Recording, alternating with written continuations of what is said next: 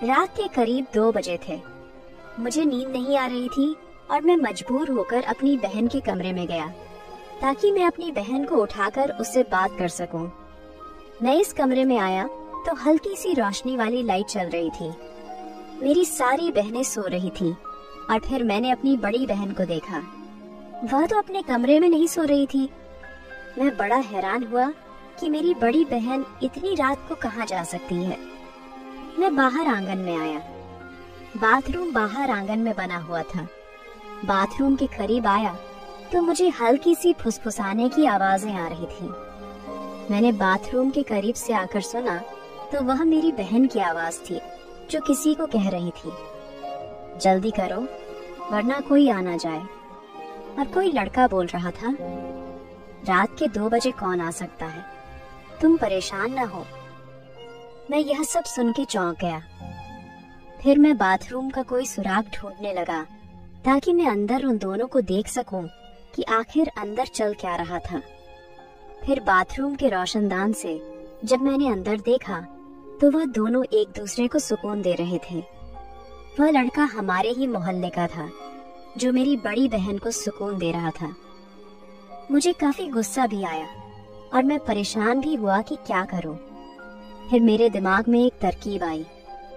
मैं वापस बाथरूम के मेन दरवाजे पर आया और मैंने हल्के से कहा, पूजा, मुझे पता है तुम अंदर हो और तुम्हारे साथ कोई और भी है, और मुझे यह भी पता है कि तुम लोग अंदर क्या कर रहे हो।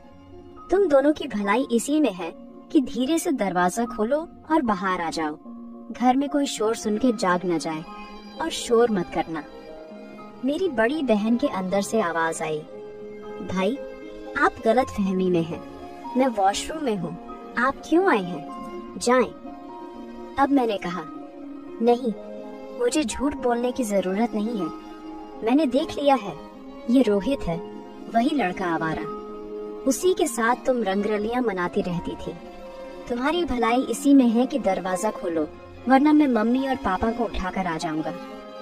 फिर पूजा ने कहा, अच्छा भाई, आपको किसी को उठाकर लाना है। मैं दरवाजा खोल रही हूँ और आप धीरे धीरे आना। पूजा ने दरवाजा खोला। वह लड़का रोहित वहाँ से भागने की कोशिश करने लगा। मैंने कहा, खबरदार रोहित, जो तुम यहाँ से हिले भी। वह भी रुका रहा और मेरी बहन भी। फिर मैंने बहन पर झूठ मूठ का गुस्सा किया। मुझे खैर पहले ही शक था अपनी बहन पर कि शायद वह इस तरह के किसी काम में मिली हुई है, लेकिन आज मैंने रंग रंगे हाथों से देख लिया था। उसके पास मुहने का कोई चारा तो नहीं था। फिर मैंने कहा, यह कब से चल रहा था? तो दोनों ने बीच में कुछ कहा। फिर मैंने अपनी बहन से कहा, तुम तो बड़ी कहती थी कि अपने पति से बहुत प्यार करती हो, इसीलिए मैं दूसरी शादी नहीं कर सकती, पर यह काम तो तुम बड़े शौक से कर रही हो। फिर मेरी बहन मुझसे कहने लगी, समीर, जो कुछ भी हुआ अनजाने में हुआ, मेरी इसमें कोई गलती नहीं है। मुझे माफ कर दो और यहाँ से चले जाओ। मैंने कहा, नहीं, आज तुम थाई हो, मैं इतनी आसानी से तुम्हें नहीं छोड़ूंगा। फिर उसने कहा, समीर, तुम क्या चाहते हो? खुदा का वास्ता है, मुझे जाने दो। मम्मी और पापा को पता चल गया कि मैं रोहित के साथ थी तो वह तो मुझे जान से ही मार डालेंगे। प्लीज मेरे साथ ऐसा जुल्म मत करो, मेरी इज्जत रख लो। फिर मैंने कहा, अच्छा, तुम रोहित को भगाओ, मैं तुमसे अकेले में बात करना चाहता हूँ। शायद रोहित पहले से ही बहुत डरा हुआ था और यह सुनते ही बाहर चला गया। उसने मेरी बात भी नहीं सुनी और फिर मैंने अपनी बहन को पकड़ लिया। मैंने कहा, जो तुम यह काम इसके साथ कर रही थी, चलो बाथरूम के अंदर मेरे साथ भी करो। वह कहने लगी, नहीं भाई, मैं आपके साथ नहीं कर सकती। मैंने कहा, तुम्हें करना पड़ेगा, वरना मैं मम्मी और पापा को उठाकर ले आऊंगा। फिर मेरी बड़ी बहन मुझसे कहने लगी, समीर, शर्म करो, मैं तुम्हारी बड़ी बहन हूँ, तुम मुझसे छोटे हो। मैंने कहा, कुछ नहीं होता, इस वक्त मेरा दिमाग बहुत खराब है। वैसे भी मुझे तुम्हारी जरूरत थी, मैं तुम्हें उठाने ही आया था। ये तो अच्छा हुआ कि मुझे तुम इस हालत में मिल गई हो। अब मैं नहीं जाऊंगा खुद को बिना सुकून दिलवाए। फिर मैंने उसे हाथ से पकड़ा और बाथरूम में ले आया। उसने कहा, अच्छा रुको रुको, मेरी बात सुनो पहले। मैंने कहा, एक हाथ में फिर बात बताती रहो। उसने कहा, नहीं, पहले मेरी एक शर्त है, मैं बाद में तुम्हें पूरा पूरा सुकून दूंगी। मैंने कहा, अच्छा बताओ, जल्दी बताओ। उसने कहा, अभी नहीं, वो मैं कल बताऊंगी। मैंने कहा, नहीं नहीं, ऐसा जुल्म मत करो, रात नहीं गुजरेगी। उसने कहा, पक्का वादा है, कल तुम्हें जरूर सुकून पहुंचाऊंगी। लेकिन वो न मानी और फिर मैं वापस आकर अपने बिस्तर पर लेट गया। अब मुझे काफी देर तक नींद नहीं आई। मैं ऐसे ही जागता रहा और अपनी बहन के बारे में सोचता रहा कि वह कब से रोहित के साथ लगी हुई है, पता नहीं और किस किस के साथ वह है। जिस चीज से मैं डरता था वही काम मेरे घर में हो रहा था। मैं ऐसी चीजों से डरता था कि मेरी बहनें या मेरी मम्मी बाहर किसी के कहने में ना आ जाएं और यह काम ना कर लें। आखिरकार वही हुआ। खैर, मेरी आंख लग गई। आज मेरी आंख सुबह 9 बजे खुली। मैं बाहर आया तो मम्मी नाश्ता बना चुकी थी। मम्मी ने कहा, समीर, आज उठने में इतनी देर क्यों करती? मैंने कहा, हाँ मम्मी, बस आंख लग गई थी। मम्मी ने कहा, अच्छा, जल्दी से नाश्ता कर लो और फिर दुकान पर जाओ। मेरी मम्मी भी मुझे बहुत खूबसूरत और हसीन लगती थी, लेकिन मैं यही सोचता था कि उनसे बात कैसे करूं। फिर मैं इसी मौके की तलाश में था कि कब वो दिन आए कि मम्मी के साथ। खैर, मैंने नाश्ता किया। नाश्ता करने के बाद मैं अपनी बहनों के कमरे में गया। जब मैं गया तो मेरी बड़ी बहन अपने छोटे बेटे को नाश्ता करवा रही थी और मुझे देखकर मुस्कुरा भी रही थी। फिर मैंने अपनी बहन से कहा, एक बात बताओ, तुम्हारी क्या शर्त है? उसने कहा, भाई, आज दोपहर जब आप खाना खाने आएंगे तब मैं आपको बताऊंगी कि मेरी क्या शर्त है। मैंने कहा, अच्छा। फिर मैं अपनी दुकान पर आया। दुकान पर आया तो छोटू ने दुकान खोलकर सफाई सुथरा करके बैठा हुआ था। दुकान पर बैठे हुए मुझे अभी थोड़ी ही देर हुई थी कि जिसका जिक्र मैंने किया था, एक हमारे गांव की लड़की है जिससे मैं पसंद करता हूँ। उसका नाम पूनम है और वह इस मोहल्ले की सबसे खूबसूरत लड़की है। वह सौदा लेने के बहाने मेरी दुकान पर आई और मुझसे कहा, समीर, मैं तुमसे बहुत जरूरी बात करने आई थी। तुम्हारे पास कोई फोन है? मुझे दे दो ताकि मैं तसल्ली से तुमसे बात कर सकूं। फिर उसने कहा, दुकान पर मैं बात नहीं कर सकती। मेरे पास एक बटन वाला मोबाइल था। मैंने उसे वह मोबाइल दे दिया और कहा, जाओ, घर जाओ। फिर घर जाकर पूनम ने मुझे फोन किया। उसने कहा, समीर, मुझे तुम्हारी बड़ी याद आती है, तो मुझसे मिलने की कोशिश करो ना, रात भर तुम्हें याद करती रहती हूँ। मैंने कहा, मुझे तुम्हारी बड़ी याद आती है, लेकिन यह गांव है, यहाँ कोई होटल वगैरह तो मिलते नहीं कि हम वहाँ जाकर मिल लें। फिर पूनम ने कहा, मेरे पास एक तरकीब है, अगर तुम्हें अच्छी लगे तो। मैंने कहा, क्या? बताओ। उसने कहा, मेरे घर के पीछे कपास की फसल लगी हुई है। अगर उस कपास की फसल में कोई बैठ जाए तो कोई उसे देख नहीं सकता। अगर तुम कहो तो मैं रात को वहाँ आऊंगी, तुम भी आ जाना। वहाँ हम एक दूसरे से सुकून से मिल लेंगे। मेरा दिल तो बड़ा किया कि पूनम के साथ मिलूं, क्योंकि वो खूबसूरत बहुत थी। गांव में इतनी खूबसूरत थी कि सारे लड़के उसी के पीछे होते थे। लेकिन मैं डर रहा था कि अगर मैं पूनम के साथ रंगे हाथों पकड़ा गया तो ये गांव वाले मुझे छोड़ेंगे नहीं। और मेरा ध्यान दूसरी ओर भी था, मेरी बहन की तरफ। फिर मैंने पूनम से कहा, पूनम, वह जगह ठीक नहीं है, हम वहाँ नहीं मिल सकते, कोई और जगह सोचो। उसने कहा, प्लीज समीर, आ जाओ, मुझे तुमसे बात करनी है। और हाँ, घर वाले मेरा रिश्ता ढूंढ रहे हैं, कहीं ऐसा ना हो कि मेरी शादी कर दे। तुम अपनी मम्मी पापा से बात करो, मेरे घर रिश्ता भिजवाओ। मैं पूनम से प्यार तो करता था, लेकिन मैं अभी शादी नहीं करना चाहता था। मैं जिंदगी में अभी भी बहुत कुछ करना चाहता था। फिर मैंने कहा, पूनम, अभी तो मैं इतना अच्छा कमाता भी नहीं हूँ। तुम्हारे सामने की बात है, मेरी छोटी सी दुकान है, इससे बस मुश्किल से घर का खर्च चल रहा है। मैं अपने पैरों पर खड़ा हो जाऊं, फिर तुम्हारे घर रिश्ता जरूर भेजूंगा। फिर पूनम कहने लगी, तब भी जब मैं किसी और के घर चली जाऊंगी, मुझे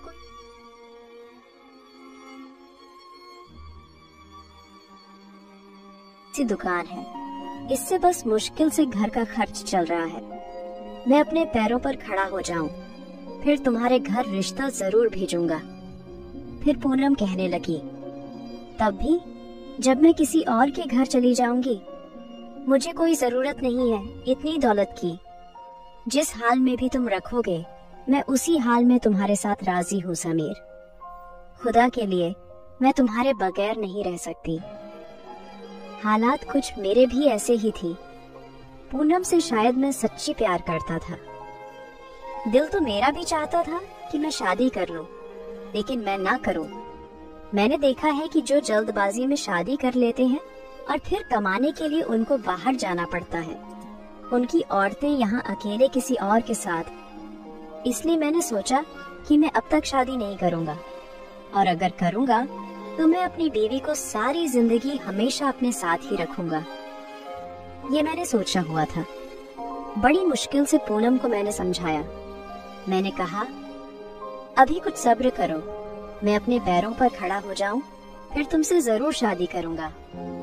पूनम कहने लगी, अच्छा ठीक है, तुम रात को इस फसल में आना, मैं तुम्हारा इंतजार करूंगी। मैंने कहा, पूनम, आज तो नहीं, हाँ मैं तुम्हें जरूर बताऊंगा। उसने कहा, अच्छा समीर, तुम्हारे पास कोई छोटी सी तस्वीर होगी? मैं उसे हमेशा अपने सीने से लगाकर रखूंगी। जब भी तुम्हारी याद आया करेगी, मैं उसे देखा करूंगी। मैंने कहा, अच्छा कल जाऊंगा या आज किसी भी टाइम जाऊंगा। पासपोर्ट साइज तस्वीर बनवा कर आऊंगा और मेरी दुकान पर आ जाना, फिर मैं तुम्हें दे दूंगा। उसने कहा, अच्छा ठीक है। फिर उसने कहा, अच्छा ये मोबाइल लेने के लिए इस छोटू को भेजो जो तुमने दुकान पर रखा हुआ है। मैंने कहा, अच्छा ठीक है। फिर मैंने छोटू को भेजा। मैंने इस छोटू को कहा, जाओ और वह मोबाइल लेकर आओ। वह मोबाइल लेकर आया। कब दोपहर हो गई मुझे पता ही नहीं चला। फिर मैंने कहा, छोटे, आज तुम घर जाने मत जाना, मैं खुद ही घर जाकर खाना खाऊंगा। उसने कहा, अच्छा ठीक है। अब दोपहर का 1 बज रहा था। मैं खाने के बहाने घर चला गया। घर आया तो मम्मी अभी तक खाना नहीं बना पाई थी। उन्होंने कहा, समीर, आज तुम खाना लेने घर आए हो, इसके लिए छोटू को भेज देते। मैंने कहा, हाँ वह छोटू जरा काम में बिजी था, इसलिए मैं खुद आया हूँ। उन्होंने कहा, अभी तो खाना नहीं बनाया। अच्छा तुम बैठ जाओ। फिर मैं अपनी बहन के कमरे में गया।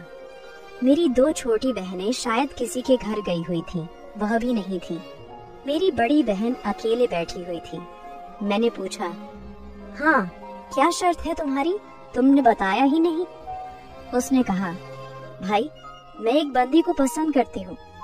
मैंने कहा, हाँ मुझे पता है, रोहित को। उसने कहा, नहीं रोहित को नहीं, वह कोई और है। फिर मैंने कहा, पूजा तुम रात रोहित के साथ ये काम क्यों करवा रही थी, अगर उसे पसंद नहीं करती?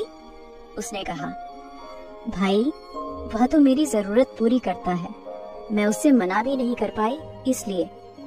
फिर मैंने कहा, पूजा यह गलत बात है, अगर तुम उसे प्यार नहीं करती तो उसे अपने करीब क्यों आने दिया? उसने कहा, छोड़ो भाई, मैं इस बारे में डिस्कस नहीं करना चाहती। मैं तुम्हें यह बता रही थी कि मैं एक लड़के को पसंद करती हूँ और मैं उससे शादी करना चाहती हूँ। तो मैंने कहा, तुम मुझे क्यों बता रही हो? तुम ये बात मम्मी और पापा को बताओ। उसने कहा, मम्मी पापा यह बात मानेंगे नहीं, इसलिए तुम्हें बता रही हूँ। मैंने कहा, कौन है वह? हमारे घर के सामने वाली जगह पर एक घर बन रहा था। उसमें शायद मजदूर काम कर रहे थे। एक लड़का उसमें था जो दिखने में स्मार्ट और खूबसूरत सा था। मेरी बहन ने कहा, उस लड़के को मैं पसंद करती हूँ। वो भी मुझसे रात को मिलने आता है। पिछली रात भी वो आया था। मैं बड़ा हैरान हुआ कि मेरे घर में चल क्या रहा है। मैंने कहा, अच्छा। फिर उसने कहा, मैं उससे शादी करना चाहती हूँ, लेकिन वो लड़का बहुत गरीब घर का है। तो मेरे मम्मी और पापा तो मानने के लिए बिल्कुल नहीं होंगे, इसलिए तुम मम्मी और पापा से बात करो। मेरी शादी इस लड़के से करवा दो। मुझे वह लड़का बहुत अच्छा लगता है।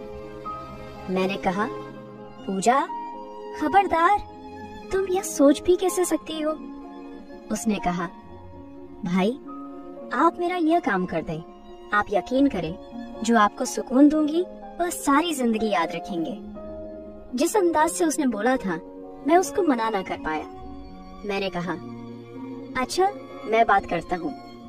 उसने कहा, नहीं भाई, पहले बात करो, बाद में तुम्हारा काम करूंगी। मैंने कहा, नहीं पूजा, ये काम बहुत मुश्किल है, इसमें बहुत टाइम लगेगा।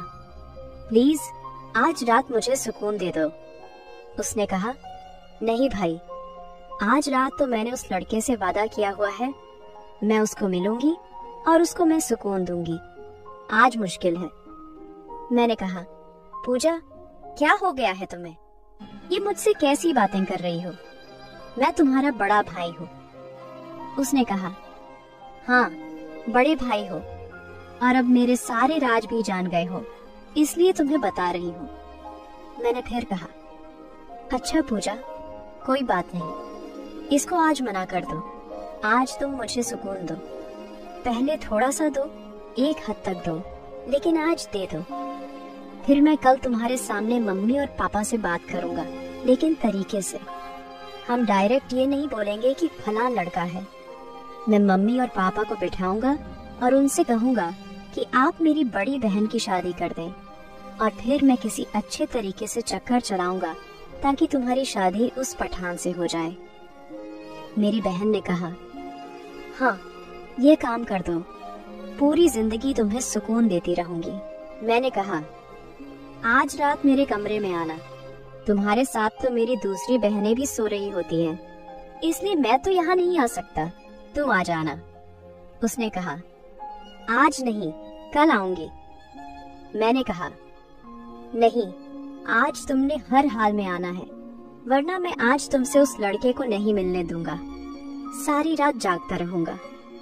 उसने कहा, अच्छा, रात को 1 बजे तुम्हारे पास आऊंगी, 20 मिनट तुम्हारे साथ रहूंगी, और फिर 2 बजे वह लड़का आएगा, फिर मैं उससे थोड़ी देर में मिलूंगी। मैंने कहा, अच्छा ठीक है। और फिर वो चली गई। खाना खाकर मैं अपने कमर चला गया और सोचने लगा कि कब मेरी बहन मेरे कमरे में आएगी। रात के करीब 1 बजे मेरी बहन मेरे कमरे में आ गई। मैंने कमरे का दरवाजा खुला ही छोड़ दिया था। फिर मेरी बहन ने मुझे वो सुकून दिया जिसके लिए मैं कब से तड़प रहा था। करीब आधे घंटे बाद वो बाहर चली गई उस लड़के से मिलने के लिए। मैं आज बहुत खुश था क्योंकि मैं जो चाहता था वो मुझे मिल गया। फिर जैसे तैसे करके मैंने अपने माँ पापा को भी पूजा की शादी के लिए मना लिया। फिर पूजा की शादी हो गई और वो अपने ससुराल चली गई।